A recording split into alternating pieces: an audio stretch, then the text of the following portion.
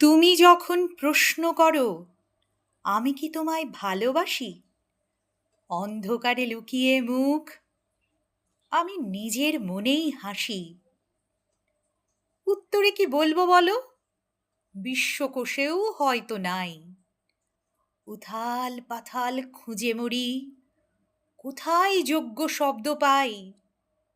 জানো কি এই প্রশ্নে তোমার হঠাৎ থামে নদীর ধারা, আকাশখানি কালো করে মেঘে ঢাকা সন্ধ্যা তারা।